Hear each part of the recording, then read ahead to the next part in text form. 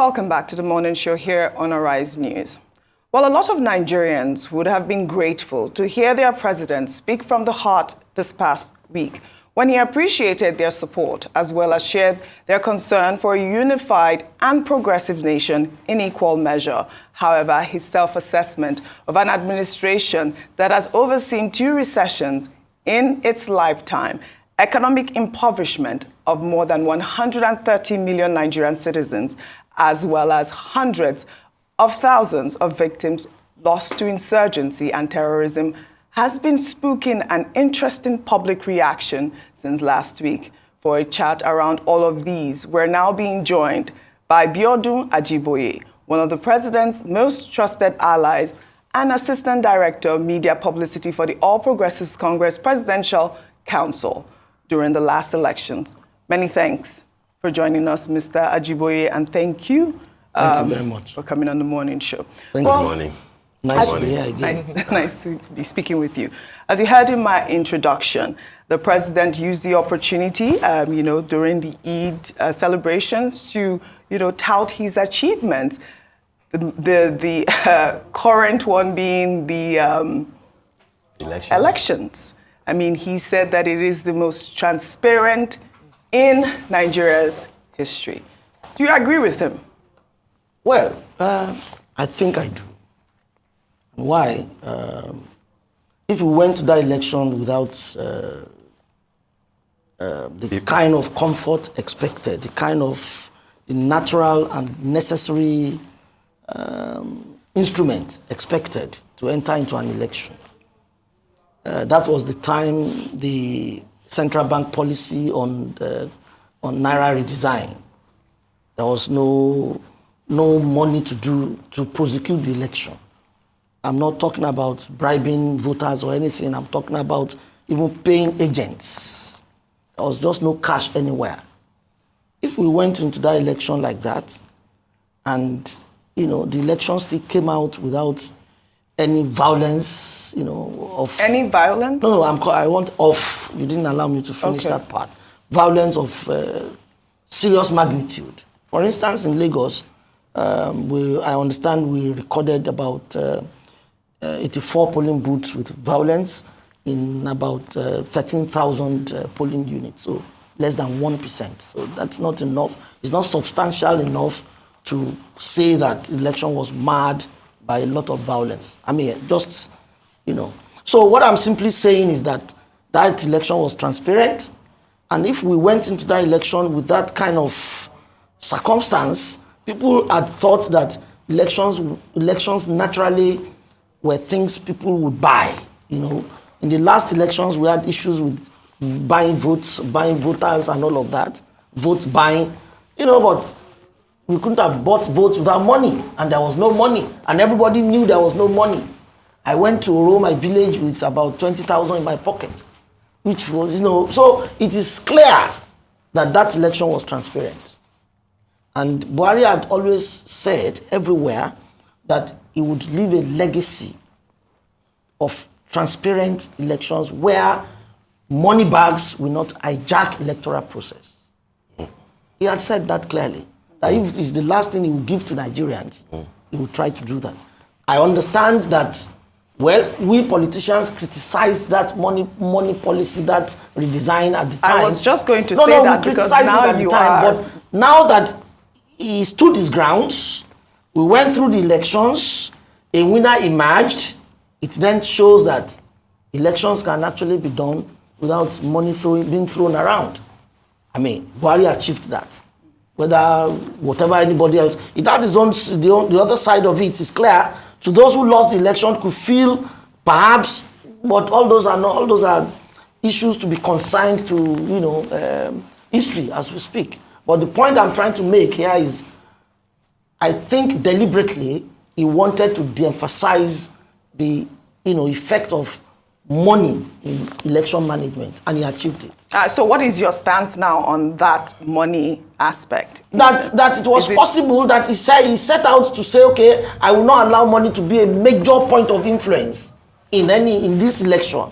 And if it is possible, then he has in a way turned around our electoral practice an electoral attitude. But several of the governors and APC ganged up against the president on that money issue. That's why I said it wasn't, we didn't like it. Okay. But now that it stood its grounds, it has happened, the election had come and gone, then we can refer to it. So Emefiele did well, you would say. Emefiele did not do well. Okay. You know, there is a I don't believe he did well. train of thought or a theory that says, I mean, you are here talking about the fact that, you know, because there wasn't money in circulation, then there wasn't money that could have been used for, you know, vote buying. But there are people that would say that the lack of money thereof before the elections had made people desperate enough, because they didn't have access to cash, that when eventually the CBN had released that directive, you know, just a few days before, to start making sure that, you know, cash started to go out. Isn't it? If I'm looking at it as someone who has not been able to see cash for a long time, and finally is able to lay their hands on 2,000, 3,000 naira, doesn't that in itself increased the level of vote buying? Now, you talk about the fact that there was a free and fair election. There were people in Lagos State, in Adamawa, in River State who had come out. We had seen the Yaga international bodies that had come in and had given their reports that it wasn't free and fair. There are people that were attacked. There are people, it was marred by political thuggery. So, I don't know, when you come out and say that, aren't you almost speaking to the Nigerian people and, you know, telling them to believe something that we clearly know wasn't the case? I don't agree with you, and it's my right. But the point is simple. Are you saying that we can have election in a population of over 200 million people and there will be no negative stories at all? Is it possible? Even in human interactions, is it possible? So you are bothered about if you were around in 1983, then you will know what it means to have an election that is mad with violence. Anybody who was alive an adult in 1983 would know that this election was extremely fair, peaceful, and transparent. At that time, immediately after election, you see houses being set on fire. Do you understand? I mean, that was the tradition of election where we are coming from. And well, the 1993 election was not conclusive. The 1999 election, right, was equally marred seriously by ballot box snatching, violence. You can see violence at a scale that you will know, you will be alarmed. All these international observers saying X, Y, well, they must make comments, but if their comments were substantial enough, it would have alerted the electoral body to say, look, let's give this a thought. But there must be complaints. It's natural for me. So I understand when I say that the election was peaceful, with benefit of history. So you mean in comparison to previous elections, it was peaceful, yeah, even though there was violence? There must be. It was just a reduced level of violence. Is there any human exercise? Even in the Catholic Church, there could be violence. So where in the world do you see that human beings gather and the story, and there's no one negative story? It's not possible now. We're all reporters now. It's not possible. But the truth of the matter is that in a situation where you have 13,000 polling units, for instance, and they report violence in 84, it shows that it's less than 1%. Well, that won't make it free and fair, though. Well, even if it's just 1%. Well, especially when that violence and irregularities took an ethnic kind of coloration. It isn't just about not people getting to their polling units and not being allowed to vote. It's about the fact that some people could not even go out. It's about the fact that there were things that were erected that disencourage people, they scared people from coming out. But I don't want to belabor the issue of... We shouldn't actually. Exactly. So that they don't take me to ICC the second time. What the president considers one of his achievements. The jury, of course, will still be out when you compare this election with that of 1993 that brought in Abiola but was not allowed to rule, the option A4. That's a different thing. My question to you specifically is, what will you consider to be Buhari's most tangible achievement in almost 8 years? Well, to be honest with you, that man administered Nigeria with a lot of guts. There were things that the ordinary man would not have been able to do. The ordinary man would not have the right willpower to do that Buhari did. Like what? But let's not, I don't want to, since that is not the crux of the question. Now let's go directly to the things that he did. Let's take infrastructure. He made a lot of bold steps in the area of infrastructure. It could be because of the kind of minister he had. We all know Fashola and the way he works. But in the area of infrastructure, road, rail, he did quite a lot of. He did so well. So well to the extent that if we look at those roads that were not completed during the previous administrations, he completed them. I don't want to start, going into specifics. Well, I have quite a lot of them here, but I don't think it's about which road did he do, which road did he not do. The fact is that in the area of infrastructure, he did very well. But if I'm compelled to begin to name them, I have them here, I can begin to read them out. But it does not mean that Buhari didn't have his low points. For instance, the management of foreign exchange regime, for me, was a low point for him. How that came about, again, you will not particularly blame Buhari specifically, because if Buhari had a manager... You're looking for another way to blame Emefiele, right? No, Emefiele will be blamed at all times, because Emefiele reports to somebody. Well, the truth of the matter is that and there's a board. Steve, me and you know clearly that Emefiele was appointed because of his professional know-how. Yes. Therefore, it's like when I was publishing a magazine, I had editors. Those editors were responsible to their certificates. If I told them, do this, and they felt it was not professionally okay for them, they could say, no, I won't. Because if it went bad, my certificate is called to question. The same with Emefiele. If certain policies were not particularly in agreement with his professional ethics, he had a right to say, I won't do this. So, for me, the bad regime we had in the area of foreign exchange management was purely his error and his fault. My view, my personal view. If he's not removed, Emefiele will spend the first 1 year with the Asiwaju presidency.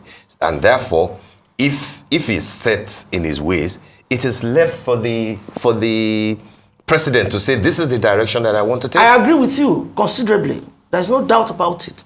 If I hire a manager, I must have a direction.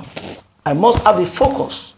I must have set objectives. What do I want to achieve as the person that has hired the manager? Yeah. But I hired the manager on the strength of his competence, first of all. Therefore, his competence is supposed to complement my objective. Where is not complementing my objective, I have a responsibility to say, no, you don't seem to be doing it the way I think I want to achieve. So please leave. Inability for Buhari to fire Emefiele and a few other people at appropriate time was a weakness on his part. Take it or leave it. It's my personal opinion. It has nothing to do with Asiwaju. It has nothing to do with PCC. It has nothing to do with APC. It's my personal opinion. And I want to be held responsible for the opinion. Okay, you've discussed about how you think Buhari has fared, and you've I believe, just mentioned infrastructure.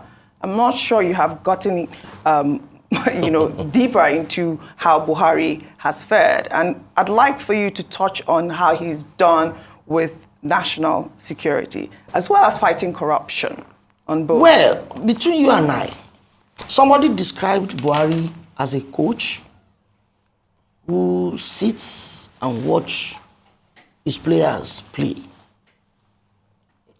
Let's look at the area of... The minister works, right? let's discuss Buhari.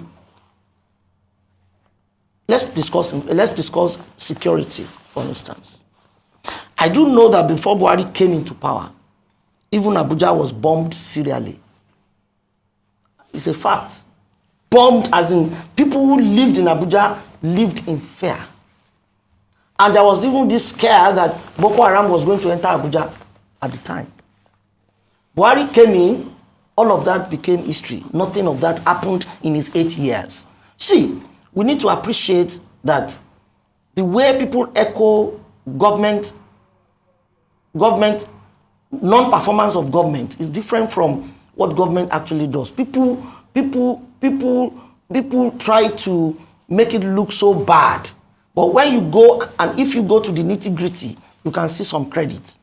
For instance, when we were going to have the 2015 elections, four states and about 29 or 30 something local governments were off the electoral. They were not going to even do elections in those places. Why? Because Boko Haram are taking roots in those places to the extent that they even claim those places were no longer part of Nigeria. That was cleared off the way during Buhari's time. If anybody doesn't see that as an achievement, I do.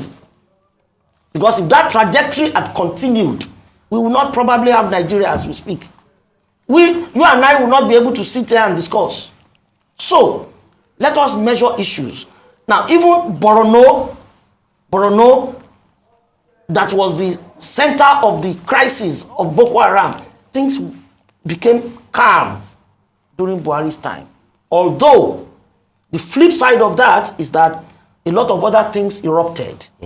Kidnapping, herdsmen, blah, blah, but, I mean, considerably, it tackled security or insecurity the best way he could, and there was a substantial reduction in the menace that insecurity gave to Nigerian people. You think Buhari tackled insecurity in Nigeria? And let me just reel out some statistics for you here. In Kaduna State alone, last year, 4,227 people were killed in Kaduna alone by terrorists.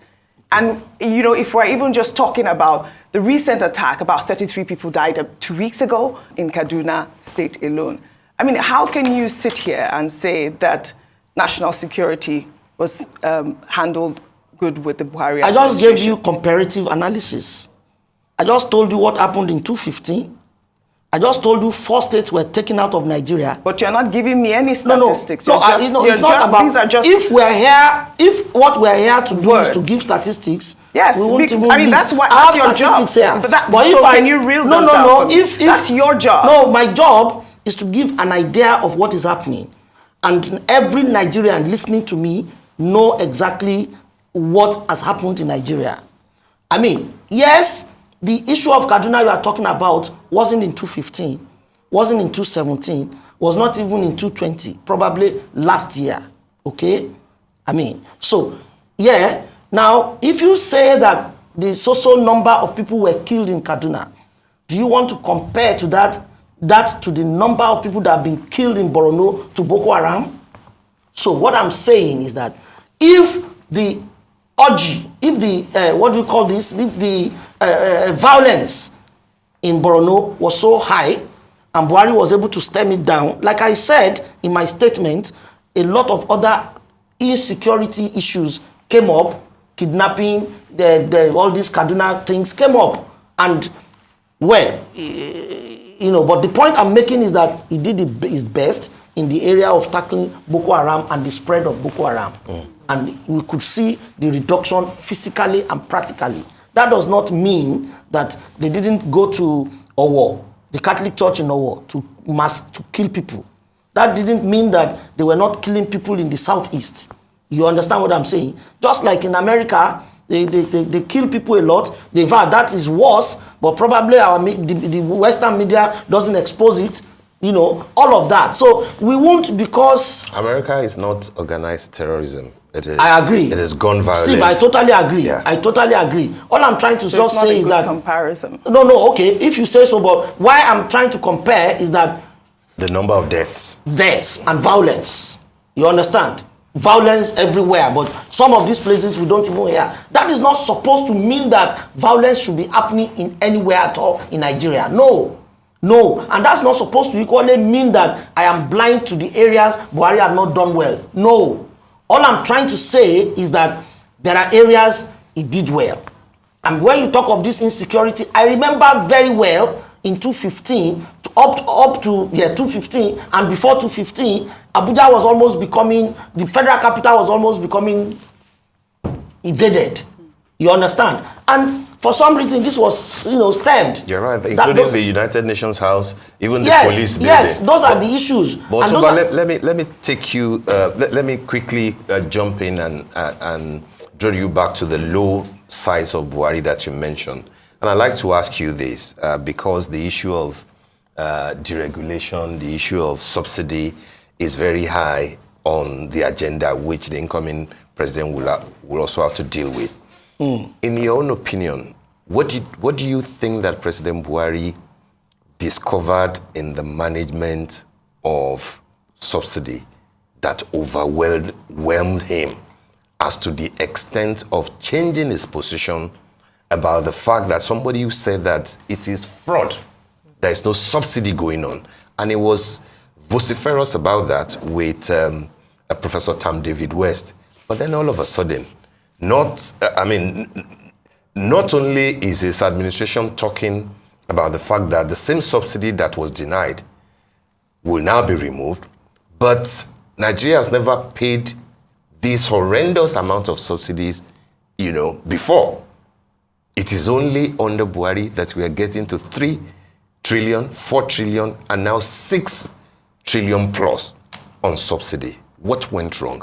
What did he discover that he didn't know as petroleum minister before, as head of state, as chairman of Abacha's, what was that organization called? The oil, the money from the fuel savings. What happened to him? I told you about leaders and their styles. For me, if I was president of Nigeria, I probably would take the approach of confronting issues frontally, without all those political considerations here and there. For whatever it is worth, continuing to pay subsidy the way the government of Nigeria had done in the past was unnecessary, was a bit reckless and unnecessary. Well, I think Buhari did not like the issue of subsidy initially. How he got convinced to tolerate subsidy up to this point, and now we are struggling to remove it, is an issue I personally need to go and research, and I would not want to give an analysis of an issue I'm not particularly very sure I hope that the president-elect will research it as well, because Buhari was an expert of some sort in subsidy matters. He was petroleum minister. Absolutely. He was head of state. He knew what was going on. He was part of the construction of the refinery. So he knew what he was saying. The expertise we need in that respect is that of an economic manager who knows that, okay, we pay. I remember Ashwaju saying very well that, okay, if I drive a Rolls Royce or a Mercedes Benz, Maybach, why would I pay same subsidy or with an Okada rider? I should pay more. The Okada rider should be relieved of huge payment. The subsidy would not have been necessary if the refineries were working inadequate. And that again worries me, because the issue of refinery was one of those things Buhari actually set out to achieve. Yeah.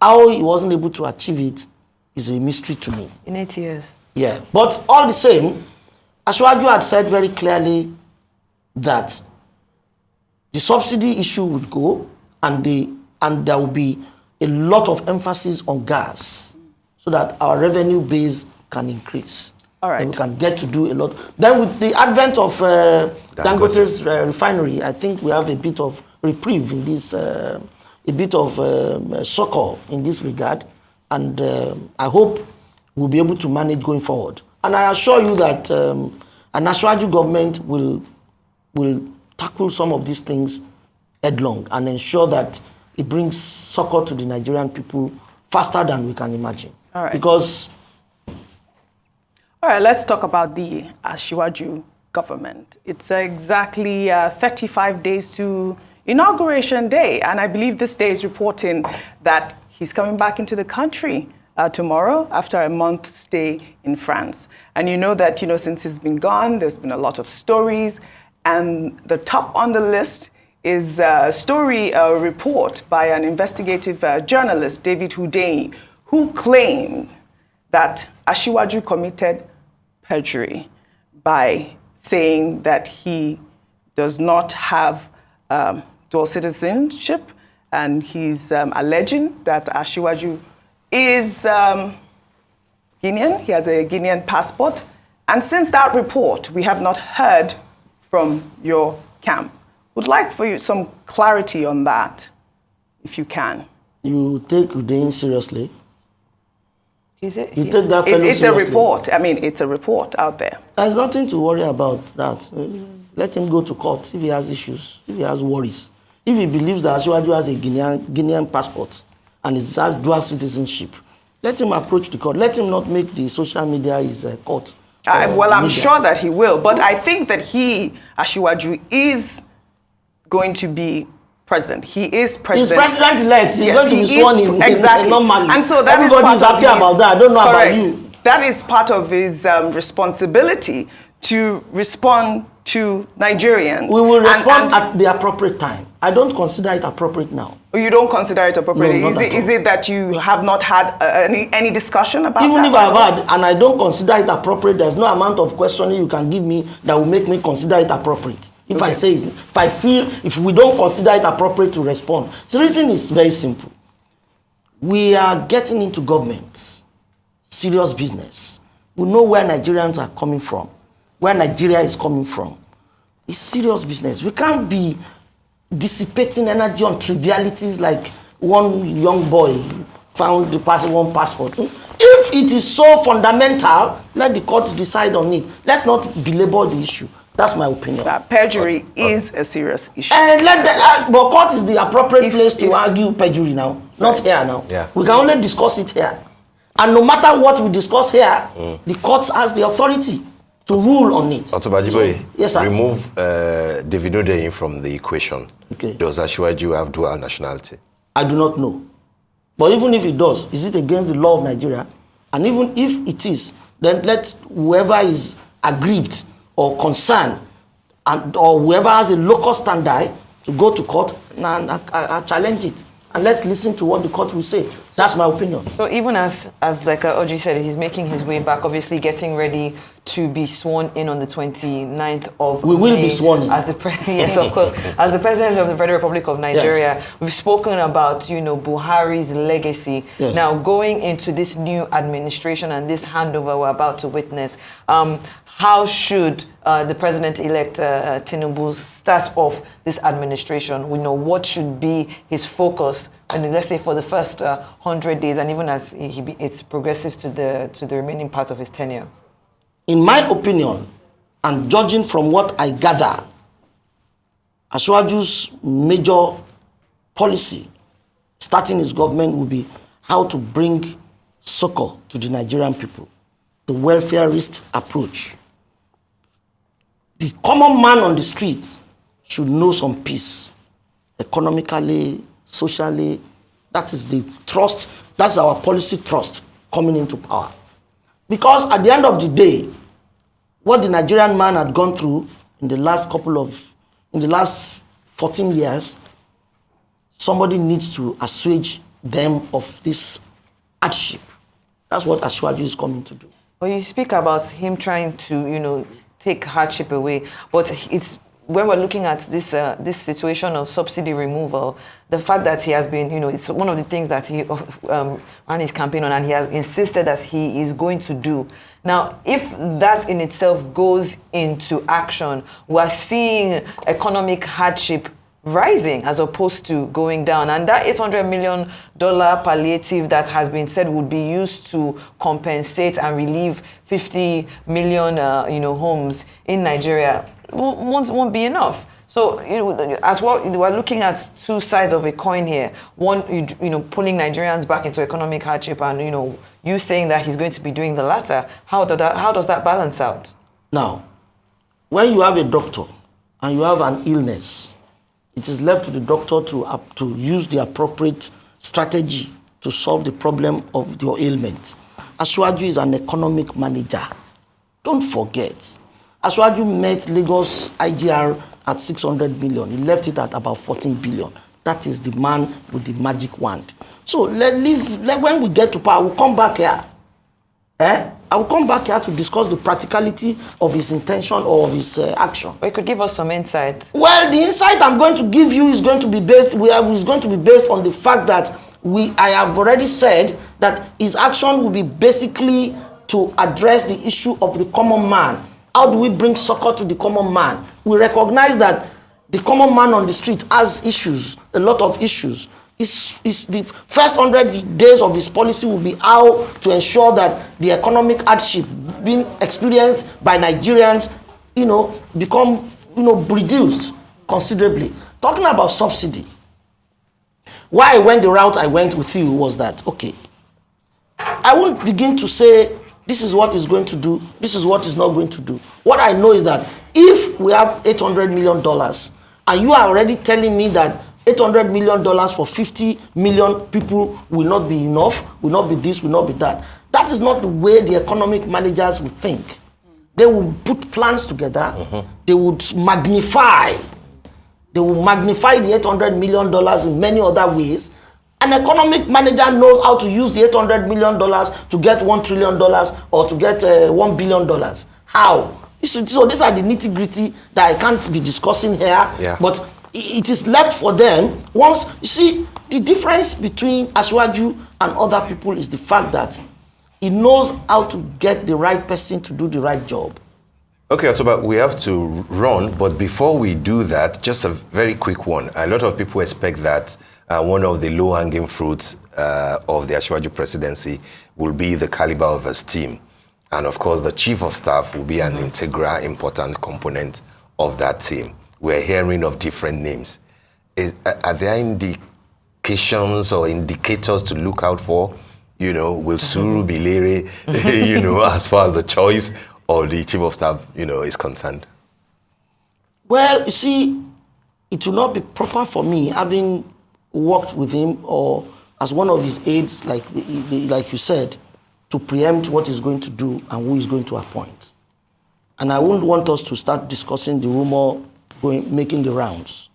But I do know that there are a few people that have been laid, put on. He will make a good choice of chief of staff. A chief of staff that will have the capacity, capability, experience, and knowledge to address the issues as it concerns managing Nigeria. There are a lot of plans in that respect, but you see, I don't want us to start putting him under pressure with respect to who he should choose and who he should not. No, it's not going to be right for me to do. That's fine. I've done that. I did that a couple of days a couple of weeks ago when they asked me, there was a front page mention of Femi Gbajabiamila.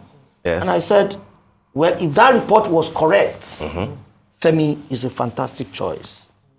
If that report was correct. Well, all right. On that note, we want to thank you very much for joining us on the morning show. Always my pleasure to be here. Thank you very much. Thank you.